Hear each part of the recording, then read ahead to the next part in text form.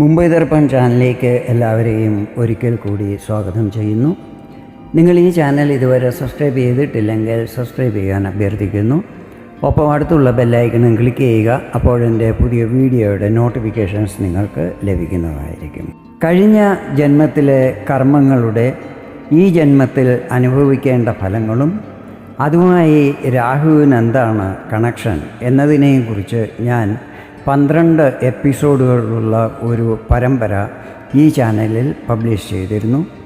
അതിനെ വളരെയധികം ശ്രോതാക്കൾ അഭിനന്ദപ്പെടുത്തുകയും പോസിറ്റീവായിട്ടുള്ള കമൻറ്റുകളും മറ്റും ചെയ്തിരുന്നു. ഈ കമൻറ്റുകൾക്ക് കഴിയുന്നത്ര റിപ്ലൈയും കൊടുത്തിരുന്നു. ചിലർക്ക് റിപ്ലൈ കൊടുക്കുവാൻ അല്പം താമസം വന്ന് കാണും. ഇതിന് ഞാൻ ക്ഷമ ചോദിക്കുന്നു. ഈ പരമ്പരയിൽ മറ്റ് യോഗങ്ങളെയും ദോഷങ്ങളെയും കുറിച്ച് പറഞ്ഞതിനിടയ്ക്ക് രാഹുവും ശുക്രനും കൂടി നിർമ്മിക്കുന്ന ലംബട്ട് യോഗത്തെക്കുറിച്ചും പറഞ്ഞിരുന്നു. പലരും കമൻ്റ് വഴിയും ഇമെയിൽ വഴിയും ലംബട്ട് യോഗത്തെക്കുറിച്ച് കൂടുതൽ വിവരങ്ങൾ അറിയുവാൻ ആഗ്രഹം പ്രകടിപ്പിച്ചിരുന്നു. ജ്യോതിഷികൾ കൂടുതലും ചർച്ച ചെയ്യപ്പെടാത്ത ഒരു യോഗമാണ് ലംബട്ട് യോഗം. ഇന്നത്തെ വീഡിയോയിൽ ലംബട്ട് യോഗത്തെക്കുറിച്ചാണ് വിവരിക്കുന്നത്. ജാതകത്തിൽ ശുക്രനും രാഹുവും ഒന്നിച്ച് ഒരു രാശിയിൽ നിൽക്കുമ്പോഴാണ് ലംബട്ട് യോഗം നിർമ്മിതമാകുന്നത്. ലംബട്ട് യോഗത്തെക്കുറിച്ച് പറയുന്നതിന് മുൻപ് ശുക്രൻ്റെയും രാഹുവിൻ്റെയും സ്വഭാവങ്ങളെക്കുറിച്ച് അറിഞ്ഞിരിക്കേണ്ടത് ആവശ്യമാണ്.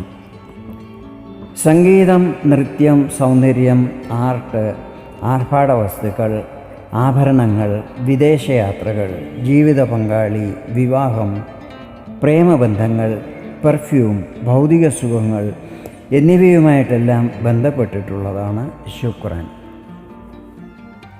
രാഹുവിനെക്കുറിച്ച് പറയുകയാണെങ്കിൽ രാഹു അശുഭാവസ്ഥയിൽ കപടത, ചതിവ്, ഡാർക്ക്നെസ്, അപ്രതീക്ഷിത സംഭവങ്ങൾ, മനസ്സിൽ കൺഫ്യൂഷൻ ഉൽപ്പാദിപ്പിക്കുക എന്നീ കാര്യങ്ങൾ ചെയ്യുമെങ്കിൽ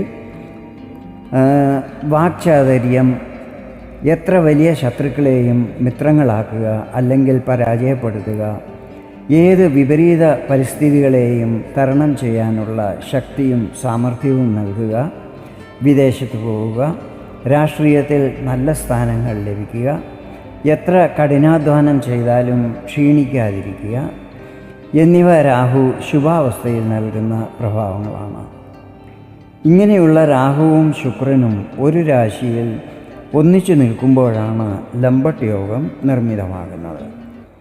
ശുക്രൻ്റെ ഉച്ചസ്ഥാനം മീനവും നീചസ്ഥാനം കന്നിയും മൂലത്രികോണസ്ഥാനം തുലാം രാശിയുമാണ്.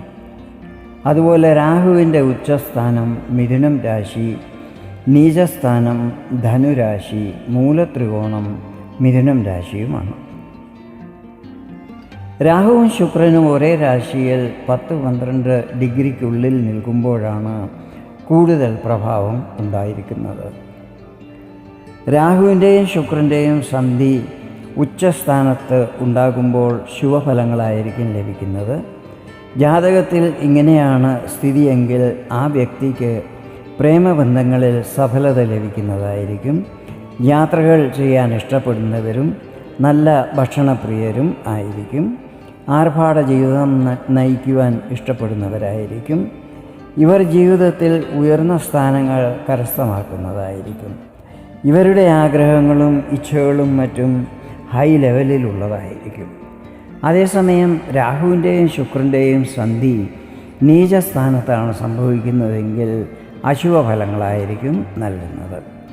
നല്ല സ്വഭാവമുള്ള ജീവിത പങ്കാളി ഉണ്ടെങ്കിലും പുറത്ത് മറ്റുള്ളവരുമായി അവിഹിത ബന്ധങ്ങളുണ്ടാകുക, ലഹരി പദാർത്ഥങ്ങൾക്ക് അടിമയാവുക, ഏതെങ്കിലും രീതിയിൽ അത് നേരായ മാർഗത്തിൽ കൂടെയാണെങ്കിലും അല്ലെങ്കിൽ വളഞ്ഞതും തെറ്റായ മാർഗത്തിൽ കൂടെയാണെങ്കിലും കൂടുതൽ ധനം ആർജിക്കുക.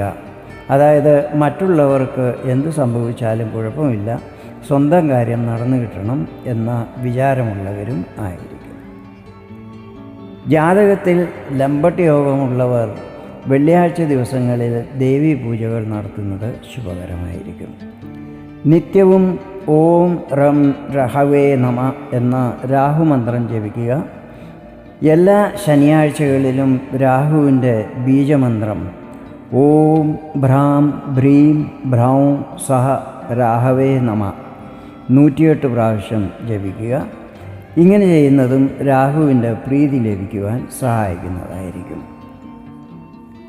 ഇതാണ് ജാതകത്തിൽ ശുക്രൻ്റെയും രാഹുവിൻ്റെയും സന്ധി കാരണം നിർമ്മിതമാകുന്ന ലംബട്ട് യോഗത്തിൻ്റെ ലക്ഷണങ്ങളും ശുഭ അശുഭ ഫലങ്ങളും ചില പ്രതിവിധികളും. വീഡിയോ നിങ്ങൾക്ക് ഇഷ്ടപ്പെട്ടെങ്കിൽ ഇതുപോലെ ജ്യോതിഷ സംബന്ധമായ കൂടുതൽ വിവരങ്ങൾ അറിയുവാൻ വേണ്ടി എൻ്റെ ഈ ചാനൽ സബ്സ്ക്രൈബ് ചെയ്യാൻ അഭ്യർത്ഥിക്കുന്നു. വീണ്ടും വേറൊരു വീഡിയോയിൽ കാണാം. അതുവരെ എല്ലാവർക്കും നന്ദി, നമസ്കാരം.